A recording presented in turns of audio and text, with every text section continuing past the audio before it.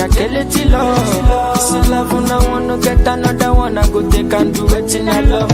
Waiting you love, oh. Baby, waiting I love, oh. Waiting I love. I go do what we done my heart, oh. Go no be vodka. Mr. Money Changer. But I know I know the ways that Mr.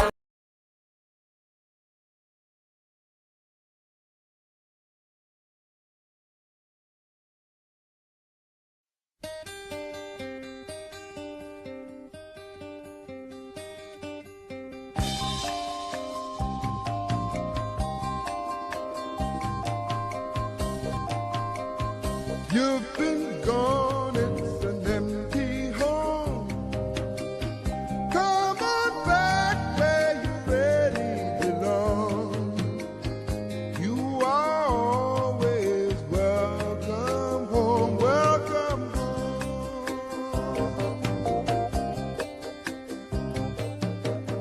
You've been kept down for much too long. Stand up, please, and say I am free.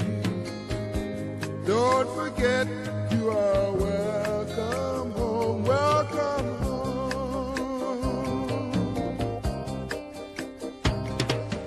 Come with me on this happy trip back to the promised land. On this happy trip back to the promised land. Good evening and welcome to Conversation Beyond Borders. I'm your host Kikie and we're streaming live on HYT African TV across all social media platforms. Ghana's economy in 2025 is showing signs of stabilization. Prices are easing and government spending is tighter. But do the public really believe in these results? Tonight, we take a closer look at responsibility, performance, and credibility with voices from the government, the previous government, and also a third force alternative to shape this conversation. Before I introduce my amazing panelists for the show, let's go for a quick commercial break. We'll be right back.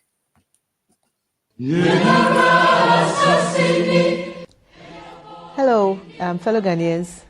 This is High Commissioner Mrs. Sabazita Benson, High Commissioner to the UK and Ireland. I just want to wish all Ghanaians a happy new year, especially Ghanaians living in the UK and Ireland, and everyone else living in our host country, happy new year. Last year was very successful for us as a mission. We deepened bilateral relations with the UK. We also deepened relations with the diaspora here in the UK through various means, through church visitations, through market outreach, through our own programs that we organized, for instance, like the first ever Christmas carols that we organized at the Church of Pentecost. We also brought in the Ghana card. And as we speak, so far, we have about 241 applications, successful applications on the Ghana card, people who have received their Ghana card. We also resumed our mobile passport services. We did Manchester and we did Dublin. The first quarter we'll be doing Birmingham. So we are looking forward to greater things in 2026. We are calling on everyone to collaborate with us, to work deeply with us. We want to get closer to the people in the diaspora. So as a mission, you'll be seeing us in your communities. You'll be seeing us working with you. We are looking at, for the first quarter of 2026, having some business forums, business summits. We encourage you to look forward to our business summits that we'll be organizing soon. Details will be out soon. So if you're interested in doing business in Ghana as a diasporan or as a business person, when the details come out, you can join us. I also encourage all Ghanaians to register on our website. We want to have a proper database of Ghanaians living in the UK and in Ireland, so that we will be able to know who is who and who is where, just in case of an emergency. So please go online and do register on our website as a Ghanaian. I wish you all a very happy new year, blessed new year. May 2026 be better for all of us. And as a mission, you can definitely count on us. Thank you. Happy New Year.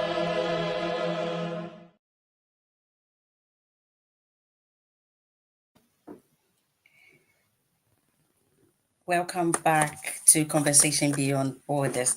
Before the break, we want to begin examining the economy of Ghana in 2025. And I have three amazing panelists for the show tonight. Joining me is Mr. Kit Yonsen, PPP UK Chairman, Mr. Conrad Dumba, NDC UK and Ireland Chairman, and NPP Communication Officer from Nigo Pram Pram. Gentlemen, you are welcome and a Happy New Year. Happy New Year, Keith. Happy New Year to John and to Kate. Happy New Year to all. Thank you so much for joining us tonight. Let me start with Mr. Kate. As a third force voice outside the two dominant parties, which is the NPP and the NDC, how would you assess the management of Ghana's economy in 2025 so far, particularly in relation to fiscal discipline, inflation control, and public confidence?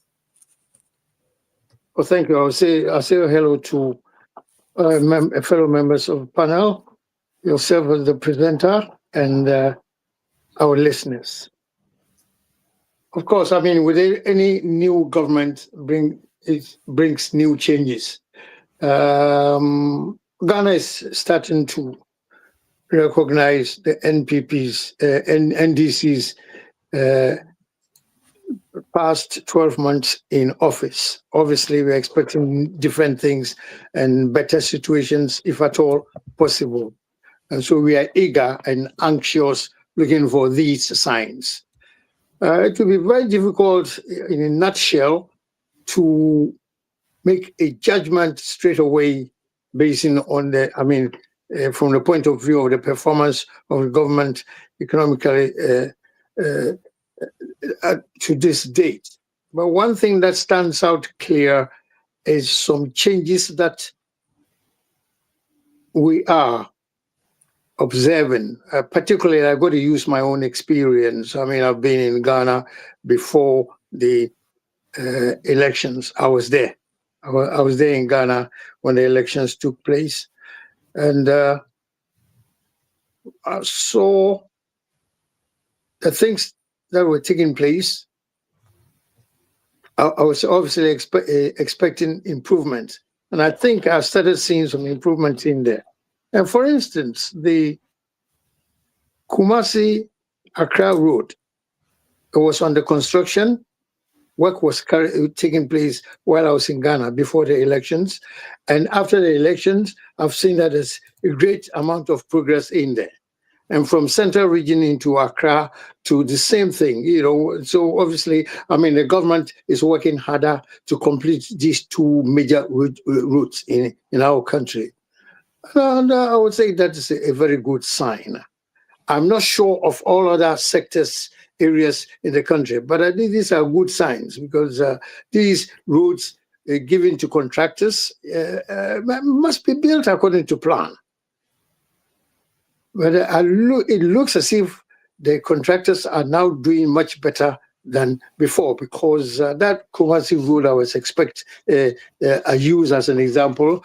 The contractors were understood to have laid down their tools because they were not being paid and all that, which is what's quite unfortunate for us. This current administration, for the past 12 months, I understand from the reports that we receive that they have paid the contractors for what was being owed to them by the previous administration. And that is a feather in the cap of the present administration. And we want to see the same thing in all the areas.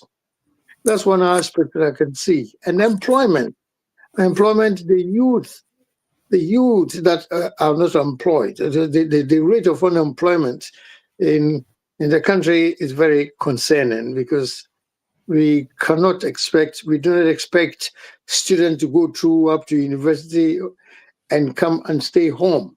For years, graduates or students who want to seeking work, they have not got the jobs to do, even though the youth had been crying over jobs, i.e., under the canopy of fix the country.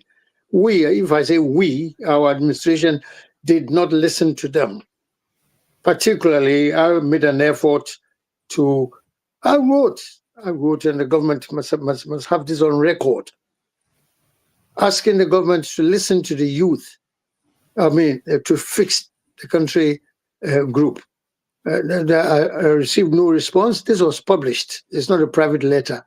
There was no response. But in any good management of the country, if people are complaining, you must listen to them. Whether they are for or against you, it does not matter. The nation is just not for politics. Politicians will come and go, but the nation still stays. That's why I was concerned about that. So I want the government that listens. The best way to get on is to listen to the people who complain. That is where the problem is. And I hope Thank you. Okay, go on. Thank you very much, Mr. Yasin. John, Okay. from the opposition standpoint, what do you think about the economy?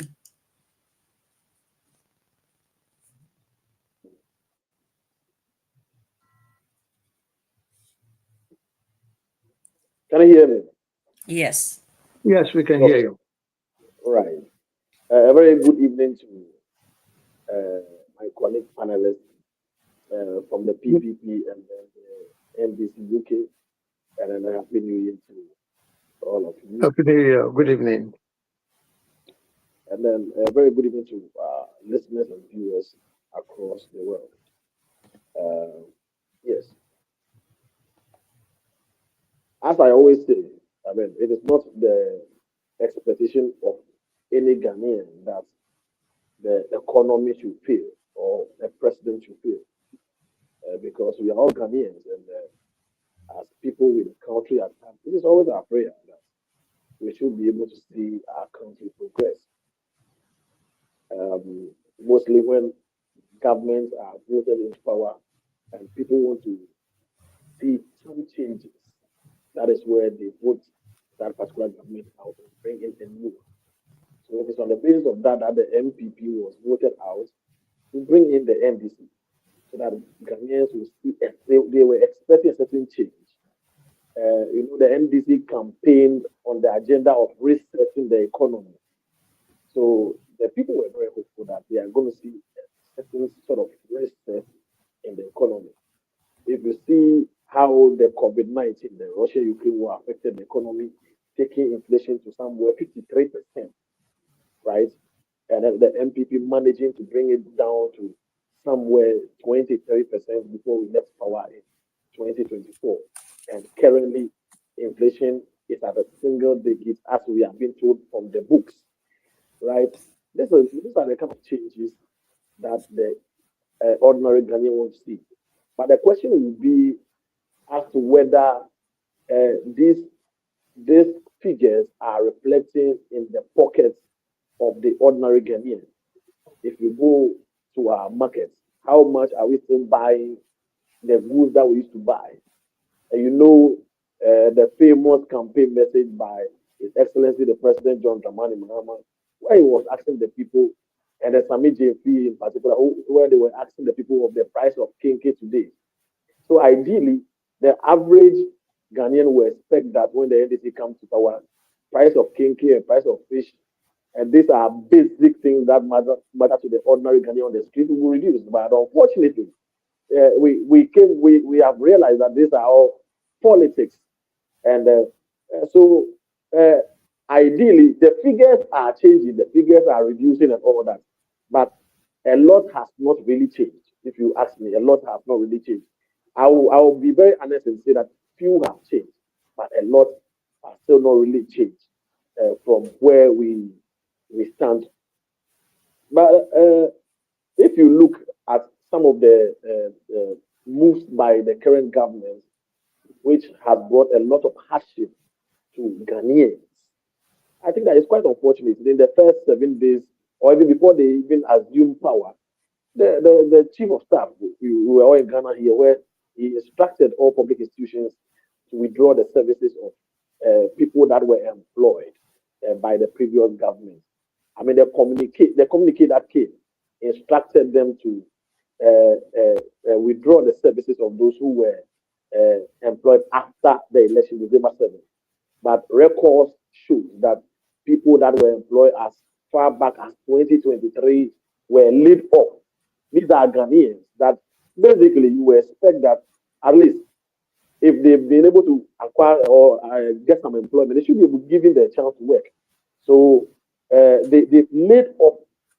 From the figures that the MPP compare, we are looking roughly between 10 to 15,000 youth that were employed in the various sectors or various departments across the economy. So all these people were laid off, and all these people are currently, as we speak, in the house. It's quite unfortunate. And all this, so but you see, a government that campaigned on job creation and coming into power, and some of the first things you have to do is to lay off workers and lay off people that were employed as far back as 2023. If the communication indicates that we should lay off people that were employed after December 7th, and we are laying off workers like that, I mean, these are Thank you, John. I'll come back to you. Thank you. To learn, let me just learn briefly, with all due respect. Okay. So the growing unemployment, okay, the growing unemployment. I think Doc spoke about that. The growing unemployment that has been created as a result of the NDC coming into power. The inflation has reduced, but the question is as to whether it is reflecting in the pockets of the average Ghanaian. That is also another thing. Now, when we come to public confidence, it is early days yet for us to say whether the public is losing confidence in the NDC or not, because it is out of confidence that they have in change that they voted for a new government. So we are still looking. Let's look into this year and see how the public is going to react to the NDC's government. I think that will give us a fair idea of how we are going to picture the public confidence in the John Mahama administration. So in London, that's all I can say. Thank you so much. I'll come back to you. Conrad, you've heard from both perspectives. What is your response? Oh, thank you very much, Kikie. And it's my pleasure to share a platform with my good brother, Uncle John, and of course, my elder brother, Uncle Kit. When we talk about the economy, we are talking about practicals. And I think that maybe I would even start by referencing the recent survey that was conducted by Musa Dankwa. I know my brother John and his people, they don't like Musa Dankwa because he tends to predict things that come right. And sometimes they don't quite like the rightness of the things, particularly when it comes to election results and co. So John, sorry to bring Musa Dankwa into your laps today. But if you look at Ghanaian sentiment, Ghanaians have discovered a newfound confidence in the economy.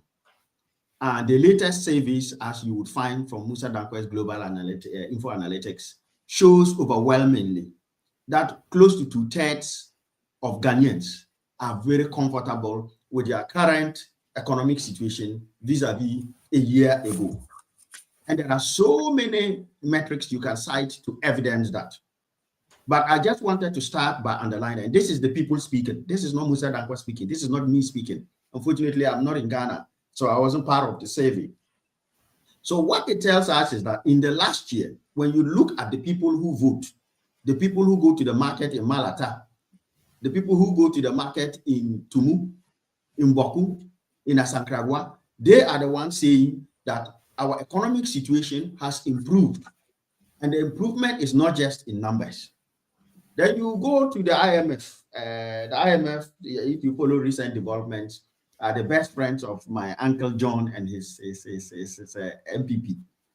Even the IMF itself, when you read their latest report, and you would find the IMF's report on Ghana's economy, if you look at it as a class report, it's an A+ report.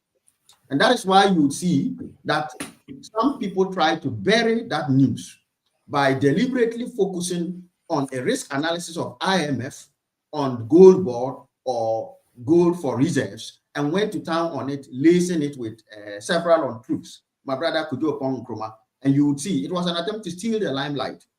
But when you peel that off and you look at what is the IMF saying, you can actually even quote from the IMF's own report. The IMF is very clear, right, on a number of areas. It tells you, and I'm paraphrasing, I'm not quoting. IMF, these are their own words, robust growth or robust expansion of the economy as high as 5.3% year on year as of Q1 of 2025.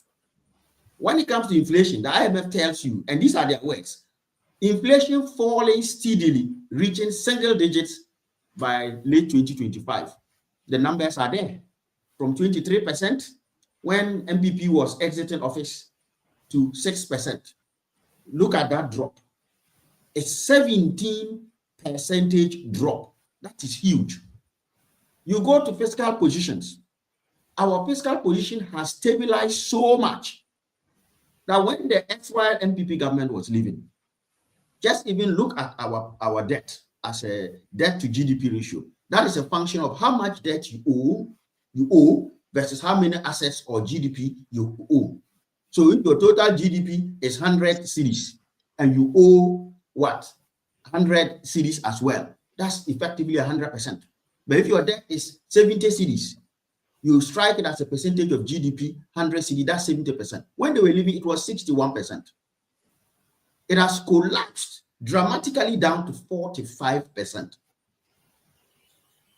And that has moved us away from the heavy debt burden. And this is just me looking at IMF. I've not even started talking about myself. Then they talk about the cedi. I won't even talk about the cedi because my own brother will admit we've talked about that. And crucially, if you look at our direction on the IMF program that our brothers in the MPP ran the Ghana bus into a wall and took us to, we have met every single metric that we were even supposed to meet by 2028. For example, we're aiming for about 11 billion in terms of reserves, gross international reserves. We have exceeded that. We're aiming for it in 2028. What we were expected to use 4 years to achieve on the IMF's own scorecard of gross international reserves, we have hit it in 1 year, in 12 months, not in the 48 months. And so when you take a step back and let's say, look, these are the numbers on paper. So let's come back and look at what about the reality on the ground? A year ago, what was fuel price then and what is fuel price today? My Uncle John is in Ghana, so he will tell you that he can drive into a forecourt today and get you have fuel being sold between 11 to 12 cedis. Where was that a year ago? A year ago, if we were to pull up at any fuel station, you were looking at something between almost 15 cedis, thereabouts. The numbers are there. There has been a marked drop, at least 4 cedis drop in fuel prices. This is money saved from the pockets of Ghanaians. So if Uncle John drove his vehicle and parked there, and for every liter they were putting in, he was paying 15 cedi, he's now paying about 11 cedi, or even call it 12 cedi. So 3 cedis has been taken off the fuel price and put back in Uncle John's pocket. Can I give you 60 seconds to wrap up, please? Thank you. If you come to the exchange rate, about a year today, we're looking at about 17 to the dollar. Today it's about 10.2 to the dollar. You have saved yourself about 7 cedis. What does that mean? It means that the price of goods that we were importing, any $1 we were importing, we used to spend 17 cedis. Now we are spending 10.2 cedis. The difference of 6.8 cedis is going into the pocket of the consumer. That is why today the price of a bag of maize is between 350 cedis and 400 cedis. A year ago, you would have been paying almost double that, about 600 to 700 cedis. This is the practicality. This is the economic scorecard, according to the pockets of Ghanaians. And that's what the low inflation of 6%, the single-digit inflation of 6%, which we achieved in record time. It has never happened in this country. And I'm not even talking about the appreciation of the cedi by as much as 40%. The cedi is one of the strongest performing currencies in the world today, not just in Africa. Thank you.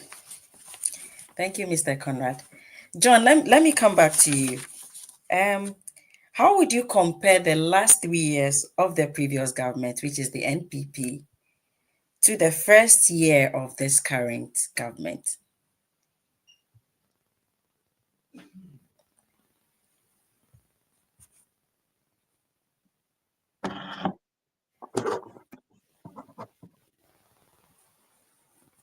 I'm sure we've lost John.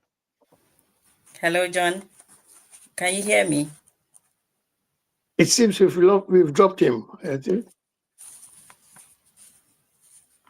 Hello, John. Okay, Mr. Kid, let me come to you whilst John. Okay. Okay. I think it will be very difficult to compare 3 years to 1 year. I will summarize it by saying economic growth for the nation. That is where we get all these indicators, all the answers from. When we say economic growth, it means welfare. It includes the welfare of the people of Ghana, their prosperity, the health of the people of Ghana. Because if the workers are not healthy, they cannot produce. And the self-employed individuals who are farmers, fish farmers or poultry farmers or other types of farmers, they cannot go to the farm if they are unwell. And the question is, do we look after our people in the hospitals when they are not well? I believe the answer is that no, we are not even able to offer to give them free medical treatment. Mr. Kit, the COVID levy was removed within the first year of the NDC compared to the last 3 years. It's very good. I'm pleased that has been done. But the point is that we shouldn't have introduced the COVID levy in the first place. In the United Kingdom here, there was no such a word as COVID levy. Whereas in the third world development country, we put in the COVID levy, which was very sad for the nation. Far sad for the nation in the sense that those people, the elite, the big men, the honorables and all that, when they are unwell in Accra, they fly to US, they fly to Ghana for further and better treatment. And we've got examples of all these, and we want to kill off that. If ordinary individual who has not got a passport in Ghana is unwell, it's between him or her and her God. It's nothing to do with the Ghana government. These are some critical areas we must look at. The COVID, when the COVID, we experienced COVID, what happened? And the developed countries gave us free monies in Africa, in the third world country. So introducing the COVID levy was honestly a bad mistake done by the government, irrespective of political lineage and all that. It was sad, and I thank God that it has been removed. So many, one person that works in Ghana, we have so many more taxes for the one individual. That's why corruption goes on at all stages. One thing leads to another. If you introduce a COVID levy in Ghana or in Africa, that was a joke because they were receiving free money from the international community. It should have happened in the first place. And in the second place, when the MPs and ministers and the presidents are unwell, they fly. They fly into Heathrow Airport or John F. Kennedy Airport, for USA and UK and European countries for better treatment. We want that to be erased. So thank God that the COVID levy has been erased. But there are so many taxes that the individual worker, average worker in Ghana pays. That shouldn't be the case. So at the end of the day, if one is earning 100 cedis per month or 500 cedis per month, you will be very lucky even to bring home 200 cedis. Almost all of it is gone in taxes. These are areas that we've got to kill off and never to rise up again, but encourage businesses and industries in the country to produce. We do not produce to the world into the competitive market. That's the greatest problem that we want to eradicate. So when I heard that the NDC administration will be introducing 24/7 hour economy. That was the greatest thing that we not only Ghana, but the whole Africa needs. We must be producing all the time, at all times. I mean, all hours. Three, we work in the 8 hours per day, the morning shift, afternoon shift, and night shift.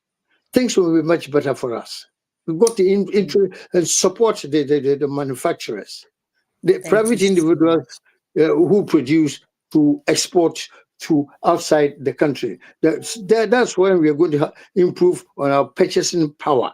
People will demand cities and not chasing dollars all the time, comparing ourselves against the dollar. No, we've got to stand on our own feet. From what this current administration is bringing, if it's actually implemented 100%, why not? We shall be top there. I mean, Ghana will be easily marketed for people also to buy into Ghana, purchase Ghanaian goods, and why not? We also purchase their goods as we have done for forever and forever. That has been. We need to be very competitive. That is the word. Being competitive, support our manufacturers to be competitive by financial assistance from the Ghana government given to our brothers and sisters, self-employed or factory owners. That's where we will come to the level of the outside world as well, as Burkina Faso is doing and Ivory Thank you Coast so is much. doing. Great Thank you. point. Thank you. John, are you here with us? I think I'm you're on here. mute. I'm here. Oh, Yeah, thank you I'm so here, much. and Yes, I was enjoying the conversation, especially from Comrade. yes. So And I wanted to bring you in on this. So the NDC seemed to brag about doing a lot within 1 year. hmm, So I would like to ask, can you compare the last 3 years of the previous government to their 1 year? thank you again. And let me say that Ghanaians are still expectant, right? They are still having a lot of expectations from the NDC. This is a government that campaigned on ending galamsey within 1 week in office. And this was popularly said by the likes of Sam George, Honorable Okujetu Ablakwa, Sami JP, among others. They promised Ghanaians that they are going to end galamsey. Now, all of us will agree on that, on the effect of galamsey on our livelihood as Ghanaians, our water bodies, and the cost of living. Because as we speak now, the PURC has announced an increase in water tariff and then utilities effective 1st January 2026. And all this we cannot speak without attributing some of these increments to the effect of galamsey on the economy. Now, they also campaigned on the 24-hour economy, as Uncle Keith rightly said. Now, it is unfortunate that we found ourselves in a government. We have to live with a government that has prioritized spending so much on the stabilization of the city than looking at the various alternatives that will rather help stabilize the city. You agree with me that the 24-hour economy is as announced. Well, it's a very fantastic policy. The one job, three shifts. We are going to look at the kind of jobs, the number of jobs that this will create to the average Ghanaian, where we have a lot of our people working. And this is going to bring money into the pockets of Ghanaians. How much do we really need to be able to run this 24-hour economy? We have been told, if Comrade will correct me, we have been told that we need $4 million, if I'm right, $4 million to be able to implement full-scale 24-hour economy. So to be able to implement a full-scale 24-hour economy, we need $4 million. Now, trust me, $10 billion have been spent so far in the NDC's attempt to stabilize the city as against the dollar. it is good news, okay, for us to have the CD or the currency being stabilized. But the methodology being used right now is what a lot of experts are having problems with, because if there are other things that we can do to help stabilize the city against the dollar, including job creation, okay, creating opportunities that then other ventures that will help stabilize the city. And then we are investing so much. We are investing so much, dipping our hands into the reserve, bringing out what we have in there, okay, to help stabilize the city. Someone will ask, I mean, it will be prudent to ask that how sustainable can this be? How sustainable can this be? Are we going to drain the reserves of the country just because we want to stabilize the city? That is a question to ask. Now, if we are going to compare what the NDC have done so far, I spoke about the termination of various appointments or job offers by the SY MPP administration. So the creation of unemployment, they have created unemployment. Ghanaians are still expecting them to implement full-scale the Nkukon Ketinketi program. Ghanaians are still expecting. Now, Ghanaians are still expecting that the 24-hour icon, as I said earlier, will be implemented. If you compare this to the MPP government, where Comrade will make us believe that the MPP led a very terrible economy, as he tried to say in his earlier presentation. But you agree with me that under this same economy, we had the MPP implementing the 1D, 1F, right? The 1D, 1F. When the 1D, 1F is the 1D, 1F is one of the ways by which the MPP brought money into the economy. If we look at how the inflation dropped, okay, from as high as 54%, okay, post-COVID to 23% before we left power. And if we look at the gradual falling of the cedi to the dollar, where we left it around 14.7% or 14.7 to the dollar, okay, these are all effects of the 1D, 1F program. The MPP also was able to secure ambulance for every district in Ghana. Every district in Ghana, they were able to secure ambulance. With our famous free SHS. This was money, as Comrade rightly said, this was money in the pockets of Ghanaians. The free SHS policy was money in the pockets of Ghanaians. Now, what's the story today?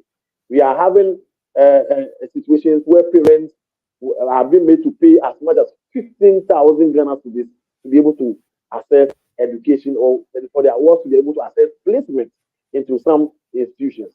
This is the nature of the road that we are having currently in the education sector as a result of change in government. You understand? And we can talk about a lot. MPP also introduced the drip machines.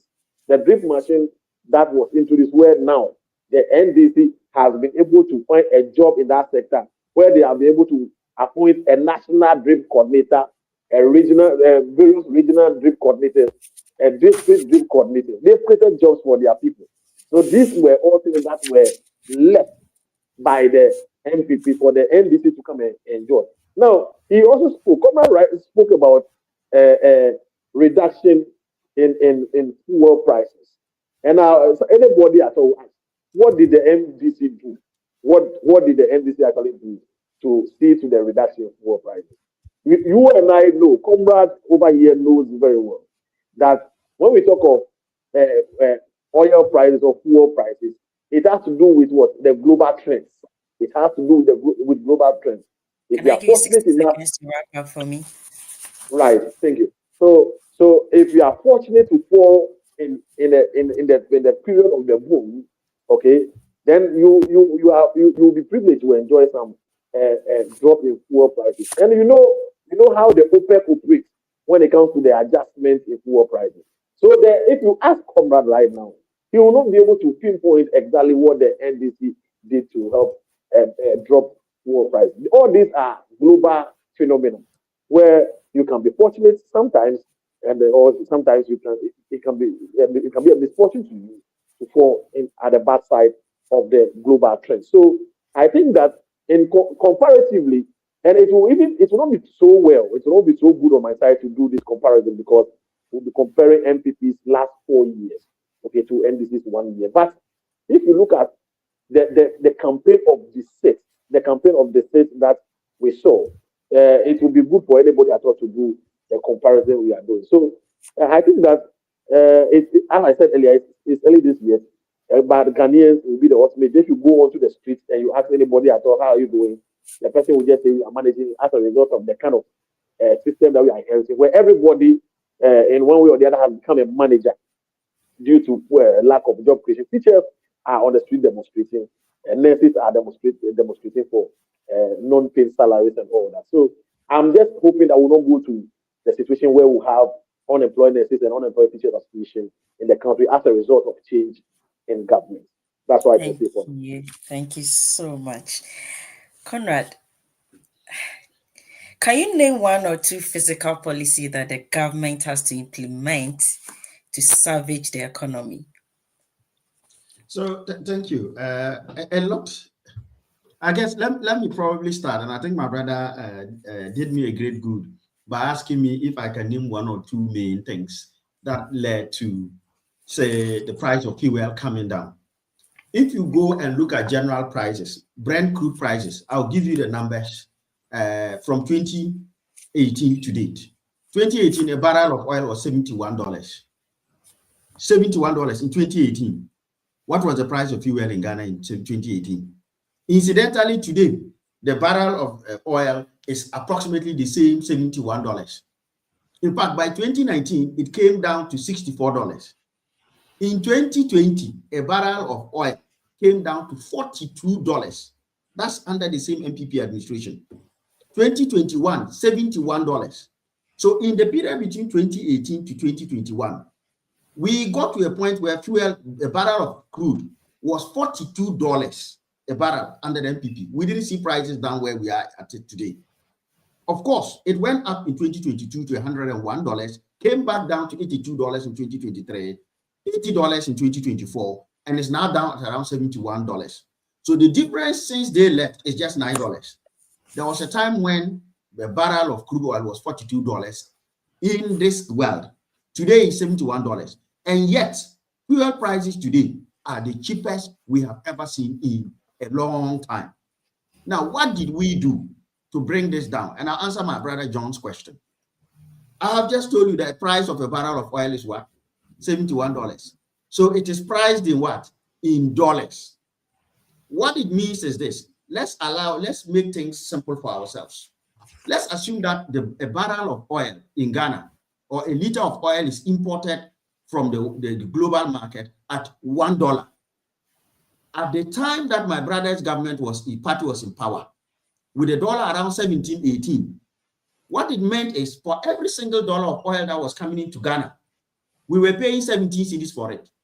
So if my brother John was the only consumer in Ghana using oil, and he only used 1 liter a year, and we imported 1 liter of oil into Ghana for him, he would have spent what? 17 cedis to buy that 1 liter of oil. Through prudent economic management, we brought this dollar down to about 10.2. Let me even stick it at just 11, just to help my brother out.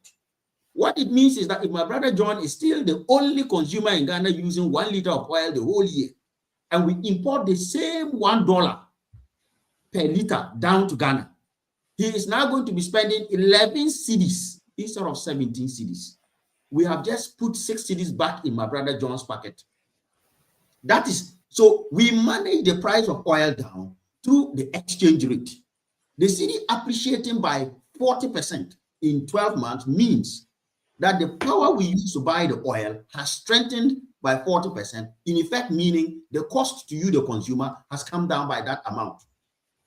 It's as simple as that. And guess what? Fuel moves into every commodity in Ghana. If you plant your maize in Techima and you are moving it to Tema, you will have to use a vehicle. That vehicle will use fuel. And if fuel is high, transport costs will be high, which you translate into food prices. That is one of the reasons. Apart from that, your tractor uses fuel.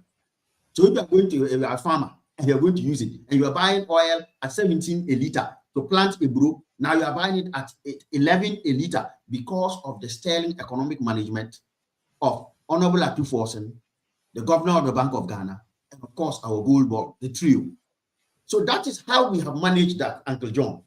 But let's go back to some of the things my brother is talking about. I told you earlier, let's listen to the Ghanaians. They feel it.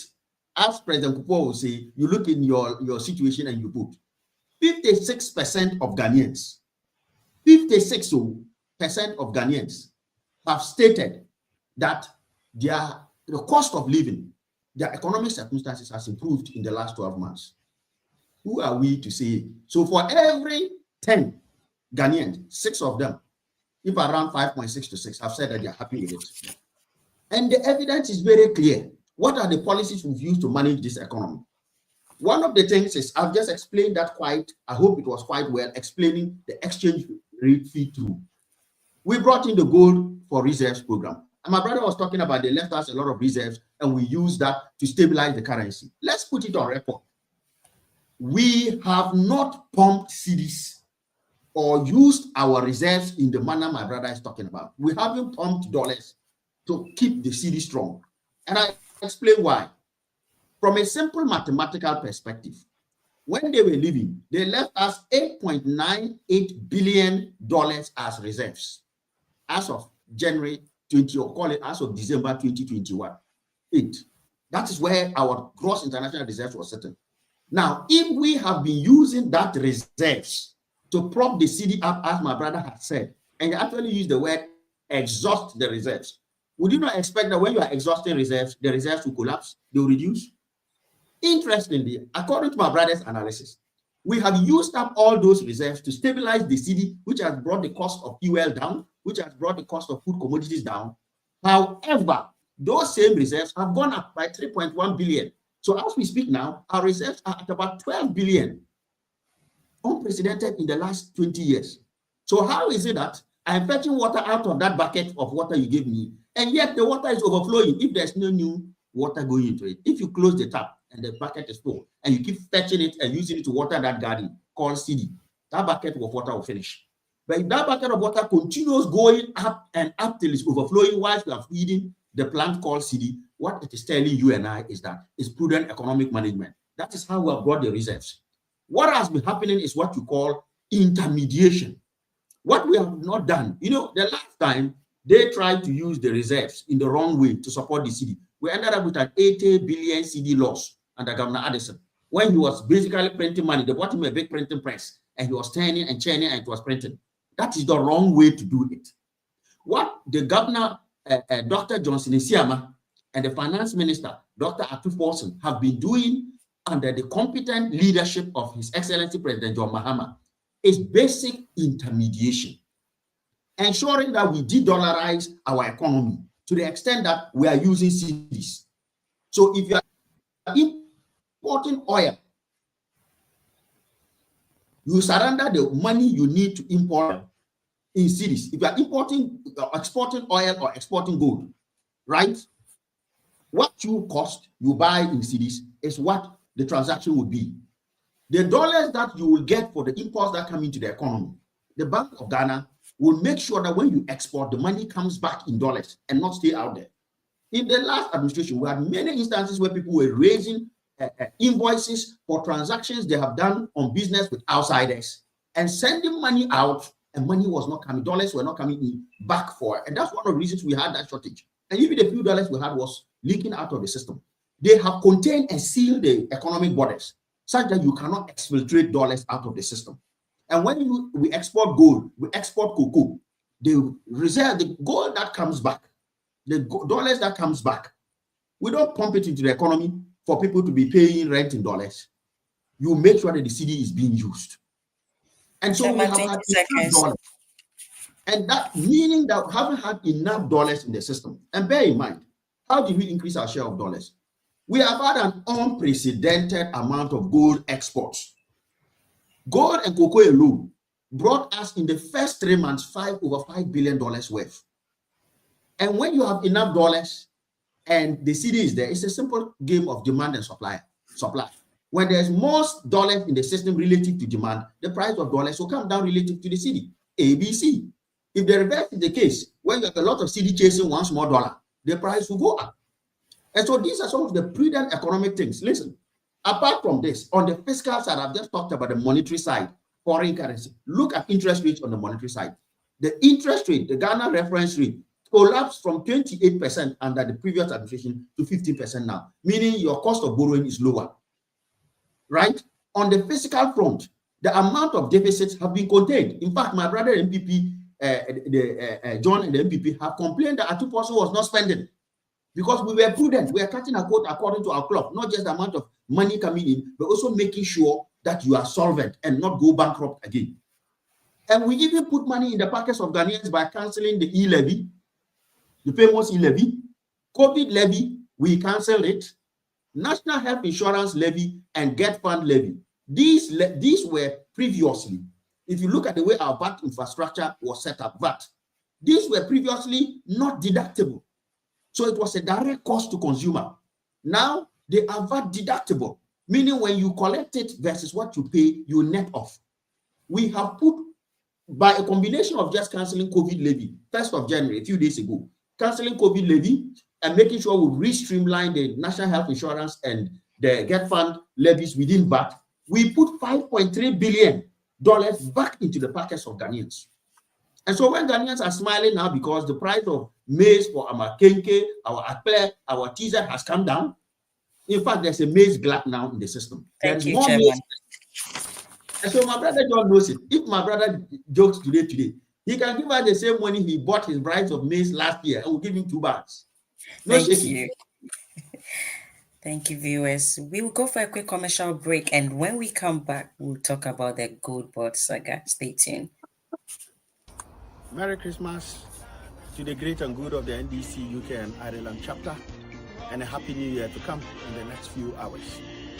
This evening, I come to your homes with fraternal greetings in comradeship, and in gratitude to thank you for the year 2025, for the dedication, the commitment, the perseverance, and for the beautiful journey and comradeship in 2025. Together, we have made great achievements.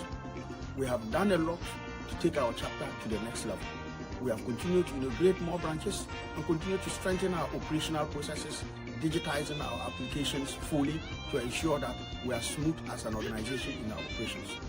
I want to thank you and thank the Almighty God for your life and for the life of President Mahama and the Vice President, Professor J. Nana Opoku-Agyeman, and of course for the lives and dedication of all the ministers, appointees, and the many teaming members of the NDC and general Ghanaians who have worked hard to ensure that our economic gains in 2025 have been of our kin, our folk in Ghana.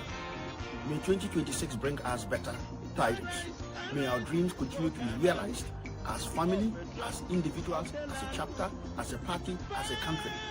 May the good Lord shine upon us in 2026 and give us the strength and the perseverance to achieve our objectives as a chapter, achieve our objectives as a party, achieve our objectives as a government.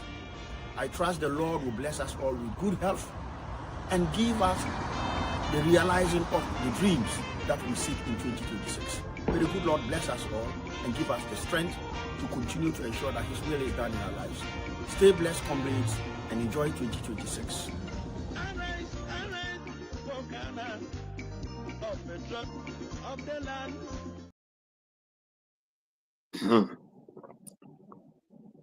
Thank you for staying with us. And yeah, John, I'm coming to you on this one.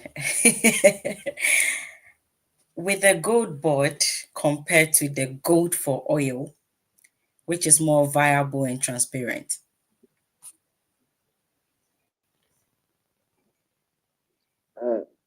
I couldn't hear that. Please, can you tell me? Comparing the gold board to the gold for oil, which one is more transparent in terms of dealings? Okay. Let me say this quick one before I come back to the vote for. I think before we went for the break, I heard one very interesting comment made by Comrade, where he stated that 56% of Ghanaians are happy. And I don't know if I'm right. That's what he said. But you know, we have over the period commented about the declining in public confidence in relation to how they saw the NDC before the December 7th election and how they see NDC currently.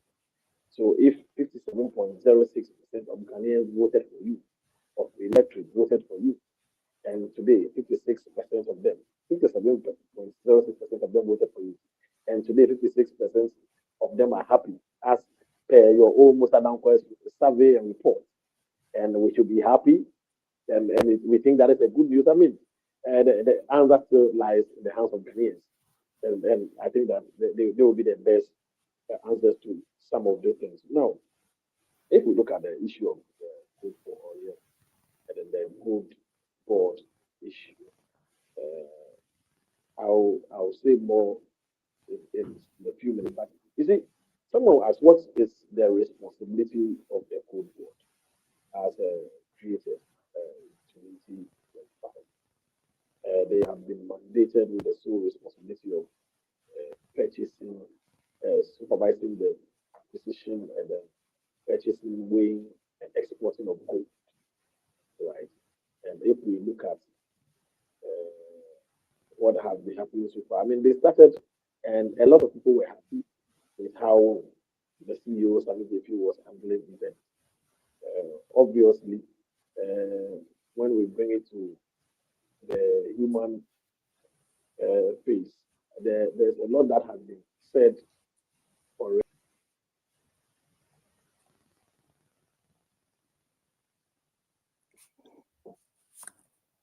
Hello, John.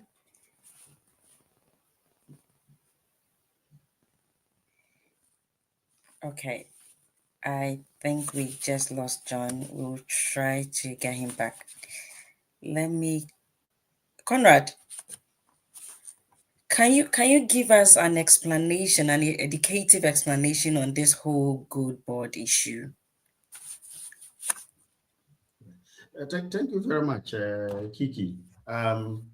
I think that the reality is that this whole gold board matter that was brought to us by a press conference by the Honorable Kojo Oponkroma is what the Englishman would say, or specifically Shakespeare would say, much ado about nothing.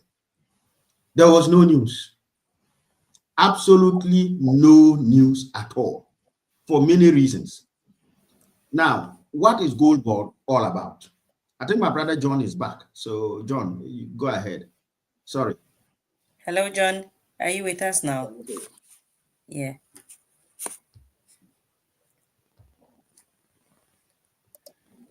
Can you hear me?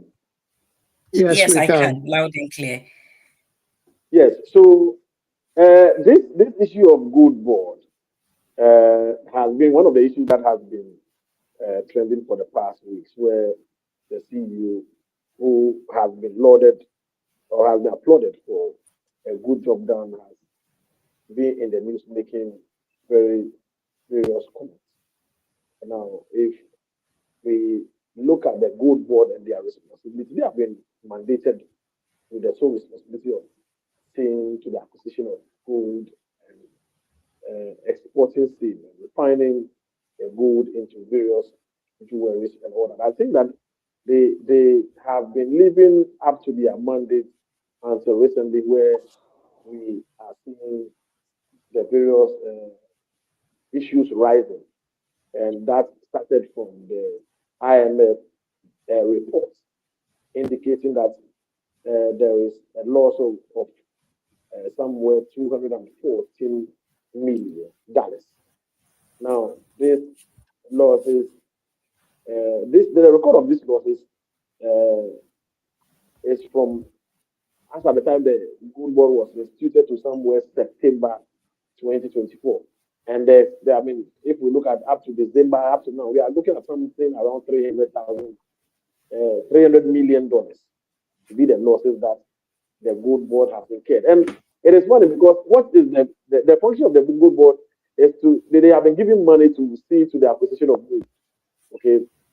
Now, a government that even campaigned on the agenda of ending galamsey, where a lot of comments have been made that this same gold board has been buying gold from Galamseyers and all that. That was some of the surface issues that came, where they came to rebut that and all that. But I'm finding difficult to understand the issues.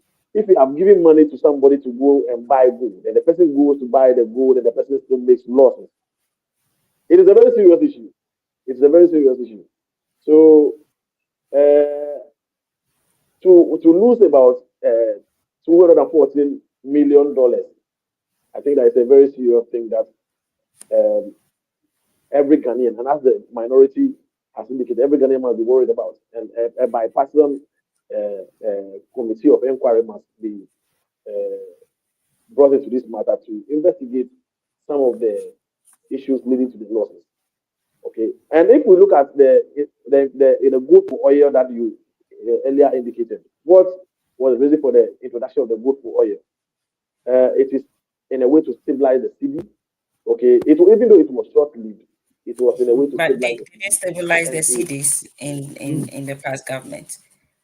It was something that was being ruled out. Okay, before the change of government, and we saw the period where it was introduced to the time that we left power. So we cannot look at the full benefits that we would have been able to obtain from the gold for oil issues. Okay, I'll leave. I'll pause it here for Comrade and the other. Okay. I'm trying to get some figures. Thank you. Okay, so I'll get that one and come back. All right, we'll come back to you. Conrad, let's get to you. Thank you very much, Kikie, and thank you, my brother John, for making a start. I hope you can hear me. Loud and clear. Yes, we can. So, as I was saying, and I'm glad that my brother has made a start on it. First and foremost, this whole so-called gold board saga in the words of Shakespeare is much ado about nothing. Why?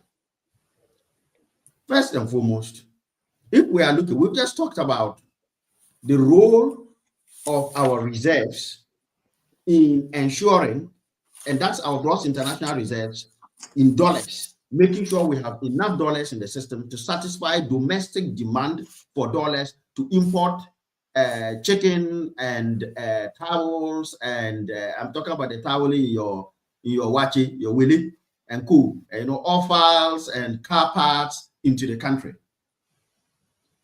It is through making sure that we have sealed all the leakages in smuggling of gold, meaning now we only have a few authorized people on gold board licensed website that can aggregate and sell gold. And by the way, there are about 51, 52 aggregators, not a single one. If you go to their website, go to repository, look for licenses, you'll see the full list of them. It's not only the one company that they have been making noise about. A very structured approach to ensure that our export of gold is not haphazard. People can not just get up and walk in, buy gold and walk away, and the money never comes back.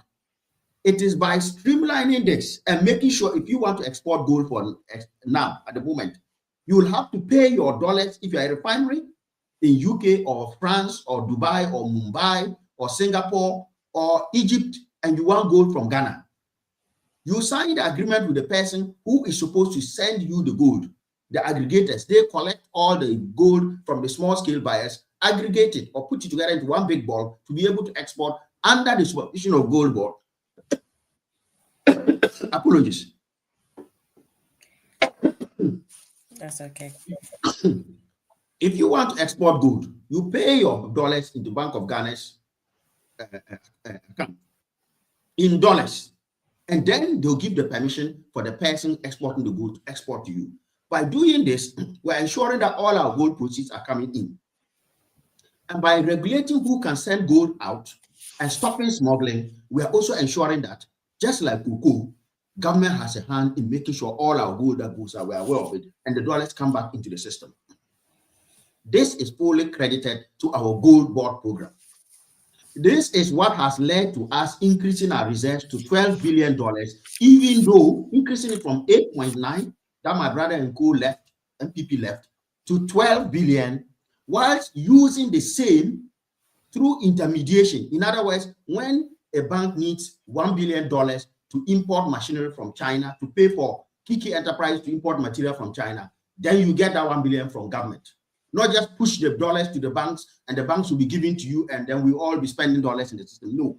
Controlled use of the dollars we have to ensure that any need for the dollar is satisfied. Therefore, it means the price of the dollar is not running away. And it has brought our cedi to a strong level, appreciating by as much as 40%. That is the credit of the gold board. This drama of gold board has made a loss of $240 million. One is a hoax, partially a complete misunderstanding of the whole situation. Gold board has not made any losses. In fact, they have made approximately 900 million cedis in profits, not losses. They have not made a single loss. And let me read it out. The MPP, unfortunately, shot themselves in the foot. I'm going to go to the IMF report that the MPP is reading from. And I'm going to start not just with that gold board side. Just listen, let me read it out quickly and we'll see where we are. This section is talking about Bank of Ghana's exposure, right? And it talks about Bank of Ghana's exposure to the gold for oil program, the previous one. It talks about Bank of Ghana's exposure to bust. And then it specifically goes down here. And I'll read paragraph 36 of that one. It says the DGPP poses risk to financial stability of the Bank of Ghana. The large and increasing scale of gold for reserves program, notably since the creation of gold board, is a source of significant downside risks. Now, what is a risk? If I am driving my car, there's a risk I'll get an accident. It's not actualized. It is when I get an accident that it then actually becomes what? An actualized event. As I'm sitting in my house, there's a risk that an aircraft can be flying over and drop on my house. There's a risk that internet can cut off here. But as we speak, the risk has not realized. We are carrying on. It's a downside risk to this program. There could be an upside. In risk management, there is upside and downside. If you don't take risk, you don't make any rewards. If you take a risk with doing business with a very rich man who is also potentially dodgy, and the person pays you, you make good profits, that's the upside of that risk you took. If the person bonds because it's always a credit defaulter, that is the downside risk. Let me continue the report. It says that the now discontinued gold for oil component of the DGPP generated losses of $128 million. My sister, why is the MPP not talking about it? Let me repeat. The now discontinued gold for oil component of the DGPP generated losses of $128 million in 2024. So the gold for oil program that was known to be a fiasco generated losses of $128 million. About 30% of that emanated from the sale of gold. 30% of that $128 billion emanated from the sale of gold. So that in itself tells you that there are contracts that the gold for oil signed. There are contracts that the Eswell administration signed that were being executed by PMMC that have been carried over even as we speak. You can't terminate a contract simply because there's a change in government. So some of those may be creating some noise. But let me go to the relevant part that the MPP chose to focus on, because then this is the one paragraph. They deliberately ignored the first paragraph that talked about the $128 million that they lost to this country through gold for oil, and went for the second part, which says, in 2025 through end Q2, it means the first 3 quarters, losses from the artisanal and small scale doré gold transactions component of gold for reserves have reached $214 million. This is the MPP's concern. Let us look at it in 2 angles. This is as a result of what? Trading losses and off-taker fees. But this is for Bank of Ghana. This is not Gold Board. Gold Board at the moment has not made any losses. So that's number 1. So that unwarranted attack on Sami JP is misplaced complete. If they wanted to go and lay it at the doors of Bank of Ghana, then we'll have a different conversation. But as we speak, Gold Board is a viable state-owned enterprise, one of the few that have made a massive profit in the first 9 months of their administration. Over 900 million profits they made MPP has turned it upside down and said they made 214. They didn't make any 240 million losses at all. The loss you are looking up there is an unaudited loss attributable to Bank of Ghana. But let's go into it. Bank of Ghana is the one that runs the Gold for Reserves program, not Gold Board. Gold Board is not a monetary authority. It's a central bank that has to do with monetary stuff, reserves. So if you are telling me that we have made a loss of 240 million, I can look at it in two angles. First and foremost, remember I just told you, we have increased our reserve from 8.9 billion to 12 billion.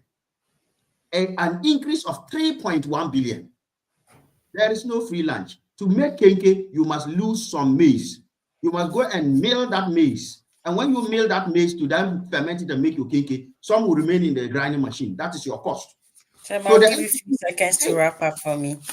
Thank you. I may need a few minutes, but the NPP should take the 214 million as the cost of Bank of Ghana generating over 3.1 billion in reserves for this country to stabilize the dollar at 10.2 as we speak. Now let's be pragmatic. On average in this country, we use about 5.4 billion million liters of oil every single what? 3 quarters. It's about 3.6 every half year. Now you take the exchange rate of the dollar. Let's assume we took it from 12.9. From 15.3, and it's down now to 11 point something. Strike what the difference is, the amount we have saved ourselves, right? And I'm trying to look at cost benefit. So if let's say the NPP, they say, we always say 17, they refuse. But let's say that they left it at 16. It is now down to about what? 10.2. Let's even say 11. The difference is 5. 5 cedis for every single one. Now take that 5 cedis and multiply it by the amount of fuel, the savings. Every Ghanaian has saved themselves 5 cedi per liter. So if you have been using 10 liters a day, that's 50 cedis you saved yourself. Multiply by 365. You are looking in more than 10 times the value we claim the Bank of Ghana is losing. But in any case, they themselves should be telling us this. The Bank of Ghana is not a profit-making entity. It has certain monetary objectives it has to comply with. Price stability, bringing inflation down. And that's why it uses interest rates as a tool to try and manage inflation. So when you see inflation is too high, what do? You can choose to what? Cool down the economy by hiking interest rates so that you take out some spending power from the economy and therefore you dampen it. They don't go and count the cost of doing that. In this country, when we're doing quantitative easing, did you see Bank of England come and tell you that the cost of quantitative easing is 1 million, therefore you do that? It is not a profit-making entity.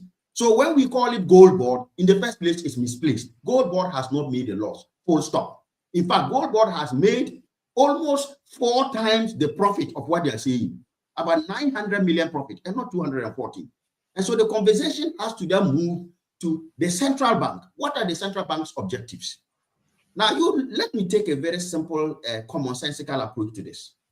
Somebody lost me $128 million in 2024 and sent my CD up to 18 CDs, put my economy in intensive care unit, destroyed all economic metrics, left me inflation at 23%.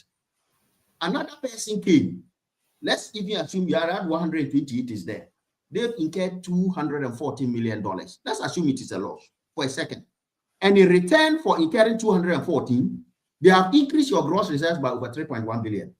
They've brought inflation down from 23.7% to 6.8%, a 17% drop.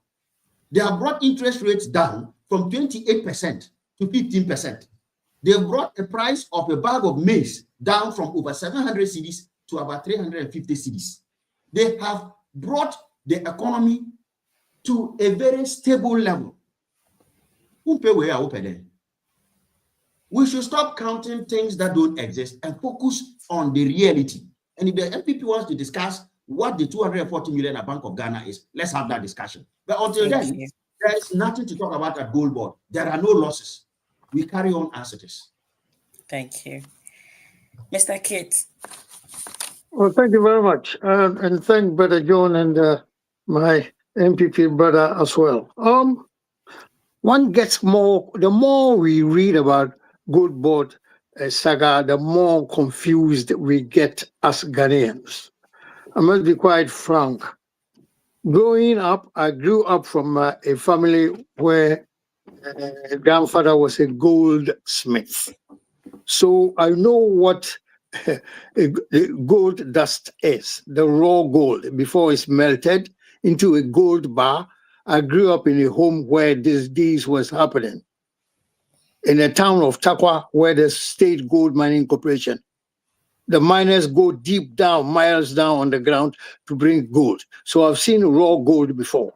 So when I've been reading this, I get more confused. It's very interesting that at one stage we are talking about $214 million loss, and the other argument is it's a profit.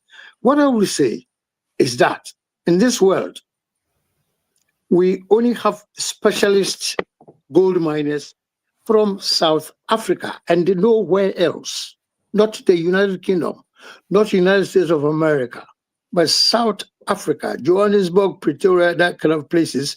There were the originators of gold mining. The specialists are from South Africa. Have we all along? I expected to see a simple forensic audit report by auditors from South Africa who are specialized in this gold mining industry. You know, both sides of argument are plausible. They all are acceptable. It should not become a political banter at all. All we need is transparency or understanding. Most Ghanaians I talk to, they get confused. But I'm not confused. What I'm expecting to see, or we Ghanaians must look at, is a complete forensic audit report about this before we agree whether 900 million or 200 plus or 214 million minus is the right word. I got a difference of 686. Where is that? That's why if I'm auditing the books and records of accounts of any gold undertaking organization, we will be chasing for the 686 plus difference, which is missing. That's why we got $214 US dollars losses and all that. Both sides have got plausible arguments, but that's not why we are interested. We are not talking about politics here. We are talking about real money, hard currency. So we need that. That principle is what is missing, and I get disturbed as a Ghanaian. You know, not even as a political representative and all that. As a Ghanaian, we want to see the truth, and the truth is that we need to engage the specialists, auditors. It's not ordinary practice accountants here in London or in Ghana that can easily audit such an undertaking. You know, we must get the real professional auditors as far as gold, the raw gold is concerned, where we get up to the stage of a gold bar. That's what I'm talking about. So we need these to come to a closure because both sides have got a good argument, but it's not good enough. We want the real explanation. You know, some say $240 million loss. Some say it's no loss, there's profit. Some GMV, I listened to him. I spent a whole length of time listening to him on Newsfire. He's trying to obviously sell his government or show the government in good light. At the same token, the other side is also saying no. So we up now, we don't know which is the correct situation. This is what I'm worried about. We want to see forensic report. All Ghanaians we can all read and understand. We are not comparing apples to tomatoes or potatoes, but apples to apples that we know. Therefore, the forensic auditor is the one we want to read from, and we will have full confidence. Right now, everybody listening to both sides of the argument is correct, but there's only one side that can be right. Two sides cannot be right when somebody is saying minus or plus. This is what we're talking about. We need, because this is money. We are talking of Ghana. Our reserves and all that. We support our reserves by this big money, the differences we have. For instance, you know, should be funded by our reserves. That means the reserve we have will be reduced or increased. But we need to know the true situation.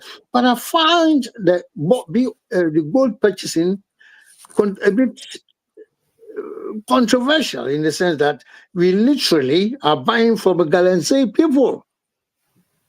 Unless I'm wrong, it looks as if we are buying from the people. Comrade will not be happy hearing this. Comrade will not be happy hearing this. Oh, pardon me for that. You see, as a true citizen of Ghana, we need to know the truth. You are right. It's better. Not to interrupt you, Uncle.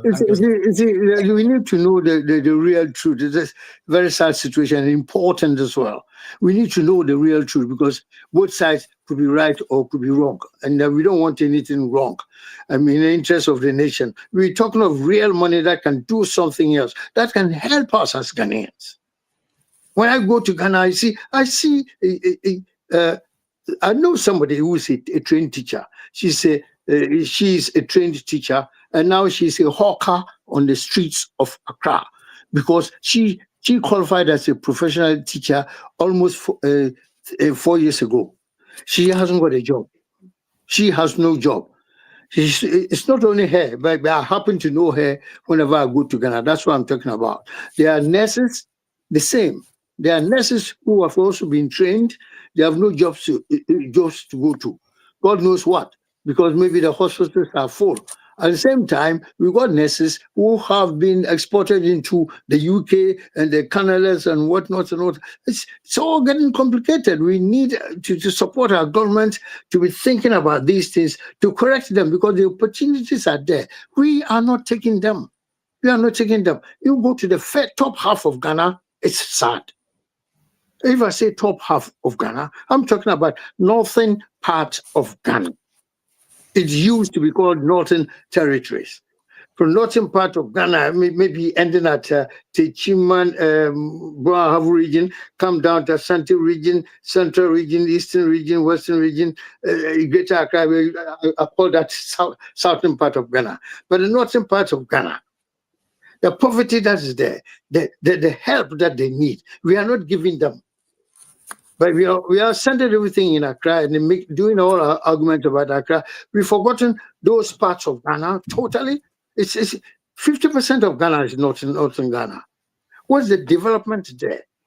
Look at the farms, the yams, the shea butter and all that. There's a great opportunity there. We have not exploited, taking advantage of these things.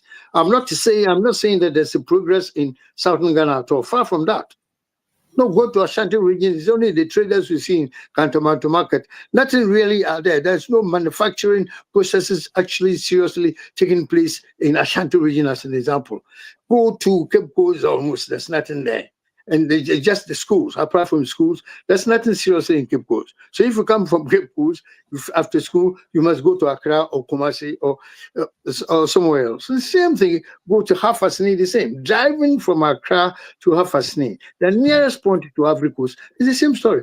Beautiful areas, plantations and all that. Come and did the rubber plantations. God knows what we are doing with it. It's almost dead or nothing, And these things we must revive, and that we support this government to be doing that to help Ghanaians. Everybody is converged in Accra. We don't want that to happen. So thank God we want to see this matter of 214,000 or million US dollars. We want to see it. We seek further explanation or education about that. I will not come to sit here to pretend that I understand it. Everybody I speak to is confused. Just maybe John and my brother understand it better than me. But I would like more education into that. I'm not speaking for myself or political party, but for the whole Ghanaians. Most people I talk to, we don't understand it. So, John, I hope you can help. Yes, I hope John can help me. Thank you. Kikie, a quick one. I would just like to make some few brief comments. Unfortunately, I've not really followed this good board issue, so that's where I'm getting the little confusion. But I believe that in our subsequent discussions, we'll be able to have the proper discussion into this. I think there is an issue that is unfolding. The conversations have just started around the good board, and then the facts surrounding some of these mysterious actions that the gold board are still being unraveled. That is how come we have this Bower Rock company emerging, and then we are learning that the Bower Rock company is one way or the other attributed to Madame Joyce Bower and all those people. But it is unfortunate that Comrade, in one bread from the beginning of this conversation, held in high esteem reports from the IMF when he was trying to advance arguments in support of the NDC in terms of growth rate and what have you and all that. But when it comes to the issue of the good board, he has been attempting to rubbish, for lack of better words, rubbish some of the claims as made by the IMF. You know, the gold board, as we are seeing, is in a period of transition where they are now trying to make it independent entity. But as we speak now, it gets a lot of its funding from the Bank of Ghana. So the gold board is not an independent entity at all. It gets its funding and support from Bank of Ghana. So in one breath where Comrade is saying that the gold board has not made losses, but has made surplus. And so if there is any issue of losses at all, it should be tabled at the doors of the Bank of Ghana. I find it quite confusing that in instances where the Bank of Ghana is the ones financing your activities, i.e. the purchasing of goods, refining and exporting of steel, and when the losses come, you want us to blame because the Bank of Ghana is financing some of these activities. When losses come, you want to channel these losses, or you want us to table these losses on at the doorstep of the Bank of Ghana. But in the event of the so-called surpluses that you are talking about, you want it to be attributed to Sami JP and make, as we are saying, the public must agree that Sami JP is doing well at a good board. Nobody is in a way attempting to attack Sami JP for any other thing, because I know Comrade will always be at the defensive end of this government, and that is his task, to be at the defensive end and always play the defense. But it is just good that as Ghanaians as we are, whenever issues come up that has to do with state institutions, it is important that we speak about them. And where the IMF has indicated that the gold board is making losses, we still have to talk about them. But Comrade is here. Comrade, if you should give your wife money to just to go to the market, they come, go and buy goods, they come and sell, and the wife goes to the market, comes back and sells the goods and makes losses, that will be a cause to worry. So indeed, if the gold board has been given funds, okay, to make some of these transactions and is making losses, it is a cause for us to worry and for us to probe into this matter. And I'm happy that Uncle Kate has called that there should be a forensic audit or look into some of these matters for us to unravel some of the mysteries, for lack of better words, the mysteries surrounding some of these comings. And I don't think that the IMF will just wake up and be writing down figures of losses. Okay? Thank I don't you. think that the IMF will just get up and be writing figures I in think terms John of has losses. run out of time. John, let me help Yes. you out. You asked a couple of questions, and I'll quickly try and cover them. First and foremost, Bower Rock, read my lips, does not belong to, has never belonged to, and will never belong to Joyce Bower. It is not her company. I'm saying that these are issues that have come up. That is certain things must. It belongs to Rashid Bower, the former MPP appointee. But you see, all those are rumors. What is clear is it doesn't belong to Rashid Bower, MPP. It doesn't belong to Joyce Bower. It has nothing to do with any political person. This is a private individual's company that was set up in 2015.